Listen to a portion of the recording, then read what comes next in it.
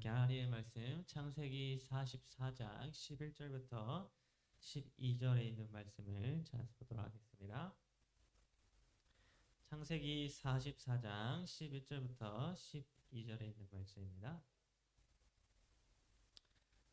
찾으셨으면 다 함께 같이 한번 읽어보도록 하겠습니다. 창세기 44장 11절부터 12절 함께 읽겠습니다. 시작. 그들이 각각 급히 자루를 땅에 내려놓고 자루를 각기 푸니 그가 나이 많은 자에게서부터 시작하여 나이 적은 자에게까지 조사하매 그 잔이 베냐민의 자루에서 발견됐지라. 네. 오늘 저는 여러분과 함께 베냐민의 침묵이라고 하는 제목으로 말씀을 나누도록 하겠습니다. 여러분 혹시 인생을 살면서 좀 억울한 일을 당한 적이 있으십니까? 우리가 인생을 살면서 때때로 억울한 일들을 참 많이 경험하기도 하는데요.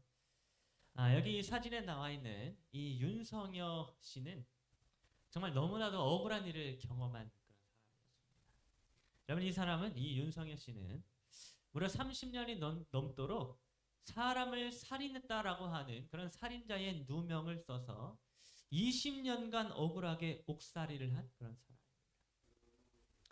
화성 연쇄살인 사건의 제8차 사건의 진범으로 이 윤성여 씨가 지목되어져서 경찰들은 이분을 아주 가혹하게 고문을 하였고 그로 인하여 그 고문에 견디다 못해가지고 거짓으로 자백을 하게 되어 실제로는 아무런 죄가 없는데 무죄한 분인데 이분이 살인자로 감옥에 들어가게 되었던 것입니다.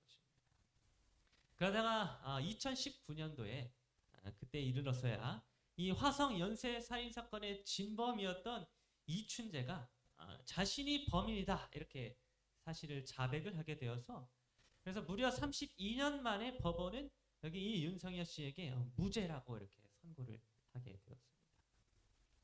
여러분 아무런 죄도 짓지 아니하였는데 억울하게 누명을 써서 무려 20년 동안 그 긴 세월을 감옥살이를 하고 또 32년 동안 살인자라고 하는 그런 낙인이 찍힌 채 살아갔던 이 윤성여 씨의 인생을 우리가 생각해 보면 정말 너무나도 그 인생이 억울하다 이런 표현이 다 말로 다 표현되지 못할 정도로 정말 안타까운 일이 아닐까 그런 생각이 들게 됩니다. 나는 살인을 분명히 한 적도 없고 내가 강간을 한 적도 없는데 누명을 써가지고 한순간에 살인자가 되고 또 강간범이 되었을 때에 느껴지는 그 억울함은 여러분 얼마나 컸을까요? 그런데 여러분 성경 창세기에도 이처럼 억울한 일을 당한 사람이 있다고 하는 사실에 대하여 기록해 주고 있었습니다. 여러분 창세기 44장을 보게 되면 베냐민이라고 하는 한 인물이 등장하게 되는데 이 베냐민은 애굽에서 정말 너무나도 억울한 일을 경험하게 되었습니다. 여러분 이 베냐민이라고 하는 사람은 애굽 사람이 아니라 가나안 땅에 거하는 야곱의 막내 아들이었습니다. 야곱이 가장 사랑하고 또 가장 아껴주는 아들이 바로 베냐민이라고 하는 사람이었던 것입니다. 그런데 기근의 때에 좀 먹을 것을 얻으러 양식을 얻으러 형들과 함께 애굽으로 향했다가 그곳에서 아주 황당한 일을 베냐민이 경험하게 되었습니다.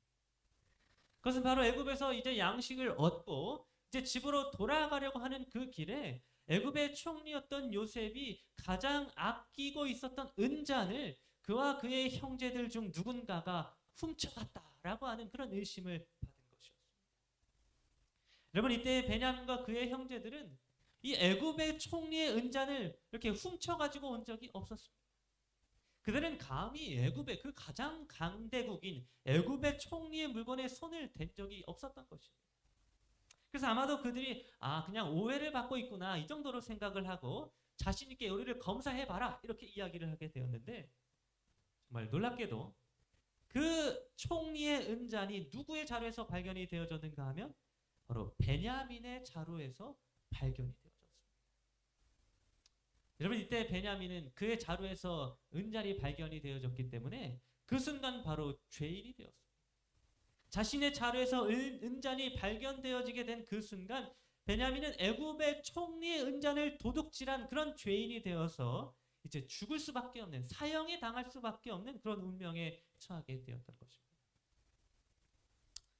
그런데 여러분, 이 일은 정말 너무나도 억울한 일이었습니다. 왜냐하면 베냐민은 애굽의 총리의 은잔을 훔쳐간 적이 없었기 때문입니다. 베냐민은 사실 도둑질을 한 적이 없었습니다.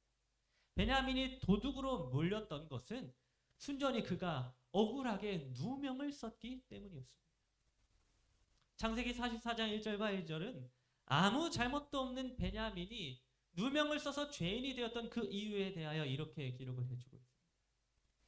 요셉이 그의 집 청지기에게 명하여 이르되 내 잔 곧 은잔을 그 청년의 자루 아귀에 넣고 그 양식값 돈도 함께 넣으라 하매 그가 요셉의 명령대로 하고. 이런 베냐민의 자루에서 은잔이 발견되어지게 되었던 것은 애굽의 총리였던 요셉의 명령 때문이었습니다. 요셉이 자신의 충성한 청지기에게 명령해서 자기가 아끼는 이 은잔을 베냐민의 자루에다가 넣도록 명령을 하였던 것입니다. 그렇기 때문에 사실은 베냐민이 은잔을 훔친 것이 아니라 총리였던 요셉의 명령에 의하여 억울하게 베냐민이 누명을 쓰고 죄인이 되었던 것입니다. 여러분, 아무런 잘못도 하지 않았던 베냐민이, 무고한 베냐민이 하루아침에 애굽 총리의 은잔을 훔친 대범한 도둑이 되었고, 그래서 죄인이 되었습니다. 억울하게 누명을 써서 지금 사형을 당할 위기에 베냐민이 처하게 되었던 거죠. 여러분, 만약에 여러분이 베냐민이었다면, 여러분이 베냐민의 입장이었다면 이때의 그 심정이 어떠했겠습니까? 아마 저였다면 그 상황이 너무나도 억울한 마음에 이 은자는 제가 훔친 것이 아닙니다 라고 그렇게 소리치면서 울부짖었을지도 모르겠습니다. 근데 여러분, 놀라운 것은 무엇인가 하면 여러분이 성경 어디를 찾아봐도 베냐민이 이때에 자기 자신의 억울함을 호소하고 있는 그런 장면이 성경에는 기록되어 있지 않다고 하는 사실입니다. 여러분이 성경을 직접 펴서 찾아보시기 바랍니다. 베냐민이 억울하게 누명을 쓰고 죄인이 되었을 때에 자기가 은잔을 훔친 것이 아닙니다 뭐 이렇게 하면서 자신의 결백을 주장하는 내용은 성경 어디에도 찾아볼 수가 없습니다. 여러분, 이상하게도 성경은 베냐민의 반응에 대하여서는 아무런 내용도 기록해 주지 않으므로 마치 베냐민이 침묵을 하고 있는 것처럼 그렇게 기록해 주고 있는 것입니다. 여러분은 억울하게 막 누명을 썼을 때 침묵할 수 있습니까? 내가 너무 억울해서 내가 죄인으로 몰렸는데 그때 베냐민처럼 침묵할 수 있습니까?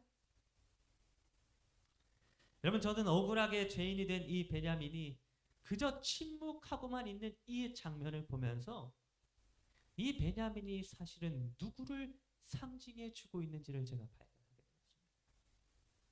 여러분, 베냐민이 정말 억울하게 죄를 뒤집어 쓰고도 침묵하고 있었던 이 모습은 사실 성경에서 누구의 모습을 상징해 주고 있었는가 하면 바로 예수님의 모습을 상징해 주고 있었습니다. 여러분, 이사야 53장 7절은 예수님에 대한, 메시아에 대한 예언을 기록해 주고 있는데 이렇게 기록해 주고 있습니다. 그가 곤욕을 당하여 괴로울 때에도 어떻게 했다고요? 그의 입을 열지 아니하였으며 마치 도수장으로 끌려가는 어린 양과 털 깎는 자 앞에서 잠잠한 양같이 그의 입을 열지 아니하였다. 여러분, 예수님은 곤욕을 당하여서 괴로울 때에도 그 입을 열지 아니하였다고 하는 여기에 있는 이 예언의 말씀처럼 예수님이 이 땅에 오셨을 때에 거짓 증언에 의하여 억울하게 죄를 뒤집어 쓰고 십자가에 못 박히게 되었을 때에 어떻게 하셨는가 하면 그분의 입을 열지 않고 그저 침묵하셨습니다. 마태복음 27장 13절과 14절은 그 장면에 대하여 이렇게 기록해 주고 있습니다. 이에 빌라도가 이르되 그들이 너를 쳐서 얼마나 많은 것으로 증언하는지를 듣지 못하느냐 하되 한마디도 대답하지 아니하시니 총독이 크게 놀라워하더라. 여러분, 아무리 많은 거짓 증인들이 몰려와서 예수님을 죄인이라고 그렇게 거짓으로 누명을 씌워도 아무 죄도 없으셨던 예수님은 그 상황 속에서 입을 열지 않으셨습니다. 예수님은 그저 침묵하셨던 것입니다. 마치 베냐민이 아무런 죄도 짓지 아니하였는데도 불구하고 자루 속에서 은잔이 발견되어져 억울하게 누명을 쓰고 죽게 되었을 때에 성경이 그의 반응을 침묵해주고 있었던 것처럼 예수님도 억울한 상황 속에서 그저 침묵하셨던 것입니다. 그러면 여러분, 억울하게 누명을 써서 은잔을 훔친 도둑이 되었던 베냐민은 예수 그리스도의 모습을 상징해 주고 있었습니다. 억울하게 누명을 쓰고 죄인의 모습으로 십자가에 달려 죽으신 예수 그리스도의 모습을 지금 구약 성경에 기록되어진 베냐민이 상징으로 나타내 주고 있었던 것입니다. 그런데 여러분, 여기에서 우리는 또 한 가지 상징적으로 생각해 볼 수 있는 부분이 있습니다. 여러분, 애굽의 총리였던 요셉은 아주 의도적으로 자신의 친동생이었던 베냐민에게 은잔을 숨겨서 죄인으로 만들었습니다. 무고한 사람이라고 하는 사실을 누구보다 더 잘 알고 있었던 요셉이, 총리 요셉이 사실은 자신의 가장 사랑하는 동생이었던 베냐민을 한순간에 죄인으로 만들었던 것입니다. 여러분, 왜 요셉은 자신의 사랑하는 친동생 베냐민을 죄인으로 만들었을까요? 여러분, 사실 베냐민은 요셉의 친동생이었습니다. 그것도 라헬이라고 하는 같은 어머니의 뱃속에서 태어난 유일한 친동생이 바로 베냐민이었습니다. 요셉에게 있어서 야곱의 형제들 가운데에 가장 사랑하는 형제가 누굽니까? 라고 이렇게 물어본다면 그것은 두말할 것 없이 그의 동생 베냐민이었습니다. 그래서 요셉에게 있어서 베냐민이라고 하는 그의 동생은 이 세상에서 오직 하나뿐인 가장 사랑하는 형제였던 것입니다. 그런데 여러분, 왜 요셉은 자신의 가장 사랑하는 동생 베냐민의 자루에다가 은잔을 집어넣고 베냐민으로 하여금 억울하게 누명을 쓰도록 하였을까요? 왜 그랬을까요? 여러분, 요셉이 은잔을 베냐민의 자루에 집어넣도록 한 것이 그렇게 함으로써 자신의 형제들을 죄인으로 다 몰아가지고 사형을 시켜서 어린 시절에 복수를 하려고 그렇게 한 것일까요? 어린 시절에 자기를 구덩이에 던져놓고 상인들에게 노예로 팔았던 그 형제들에 대한 분노가 너무나도 강해서 그에 대한 복수의 심정으로 내가 저 악마 같은 형제들을 다 죽여버리겠다, 이런 생각으로 은잔을 그 자루 속에 넣었던 것일까요? 여러분, 그렇지 않습니다. 여러분, 요셉이 은잔을 자신의 동생 베냐민의 자루에다가 넣도록 하였던 이유는 자신의 형제들로 하여금 그들 자신의 죄를 깨닫고 용서를 구하여서 마침내 서로가 화해를 이루기 위함이었습니다. 여러분, 요셉이 아무런 잘못도 없는 베냐민으로 하여금 죄인으로 만들었던 이유는 악한 형제들과 다시 화해하여서 가족으로서 다시 살아가기 위함이었다고 하는 것입니다. 여러분, 요셉의 입장을 한번 생각해 보시기 바랍니다. 여러분, 요셉이 자신의 가장 사랑하는 동생 그 베냐민의 자루에다가 은잔을 넣도록 하였을 때에 그때 요셉의 심정이 어떠했겠습니까?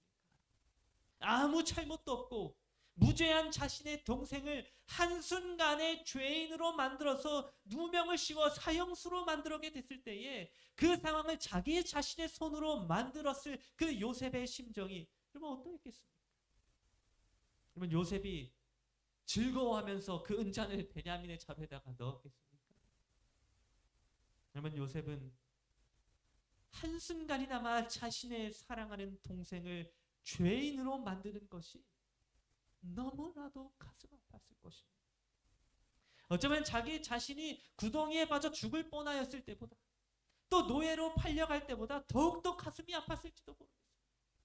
이 세상에 단 하나뿐인 자신의 친동생, 자신의 가장 사랑하는 형제 베냐민, 그 착하고 아무런 잘못 없는 베냐민을 죄 있는 자로 누명을 씌울 때에 요셉은 분명히 가슴 아픈 눈물을 흘렸을 것입니다.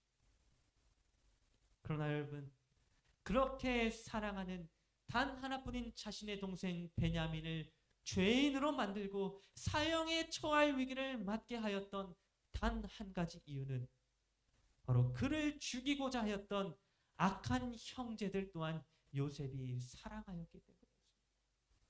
그러면 요셉은 자기를 죽이려고 했던 그 형제들을 여전히 사랑하였습니다. 그 형제들과 요셉은 여전히 화해하기를 원하였고 그들과 함께 가족이 되어서 다시 살기를 원하였습니다. 한때 자기를 죽이고자 하였고 노예로 팔아먹었던 그 원수 같은 형제들이었지만 요셉은 그럼에도 불구하고 그 형들을 용서하고 싶어 했고 그들과 화해하고 싶어 하였고 그들과 함께 살기를 원하였던 것입니다. 그래서 요셉은 베냐민의 자루에 은잔을 넣는 그 가슴 아픈 일을 통하여 자신의 형제들과 화해할 수 있는 그러한 기회의 장소를 마련하였습니다. 형제들이 자기 스스로 자신의 잘못을 회개하고 돌아와서 자신과 화해하게 되기를 바라는 마음으로 요셉은 그의 가장 사랑하는 동생 베냐민을 죄인으로 삼았던 것입니다. 그런데 여러분, 이와 같이 하나님께서 자신의 가장 사랑하는 아들 독생자 예수 그리스도를 이 땅에서 죄인으로 삼으셨습니다. 여러분, 하나님께서 이 땅에 자신의 독생자 아들 예수 그리스도를 보내셨던 것은 죄를 지은 이 세상 사람들을 심판하고 멸망시키고자 함이 아니요 오직 우리와 화해를 하시기 위함이었습니다. 여러분, 하나님은 정말 아무 잘못도 없는 무죄한 자신의 아들 예수 그리스도를 이 땅에서 죄인으로 삼으셨습니다. 이 땅에 아들 예수님을 보낼 때에 하나님은 이 세상의 죄를 짊어져서 십자가에 달려 죽게 하기 위하여 예수님을 보내셨습니다. 마치 요셉이 은잔을 베냐민의 자루에 집어넣어 베냐민으로 하여금 죄인이 되도록 누명을 씌웠던 것처럼 하나님께서도 자신의 아들 예수 그리스도로 하여금 죄인이 되어서 십자가에 달려 죽도록 그렇게 계획하셨던 것입니다. 예수님이 죄인이 되어서 십자가에 달리셨던 것은 모두 다 하나님 아버지의 계획이었습니다. 하나님의 의도와 하나님의 계획대로 예수님은 억울하게 누명을 쓰셨고 죄인의 모습으로 십자가에 달려 죽으셨던 것입니다. 그러나 여러분, 하나님께서 그렇게 자신의 가장 사랑하는 아들을 죄인이 되도록 계획하셨던 그 이유는 무엇이었는가 하면 바로 오늘 저와 여러분들을 포함한 이 세상 사람들을 사랑하시기 때문이었습니다.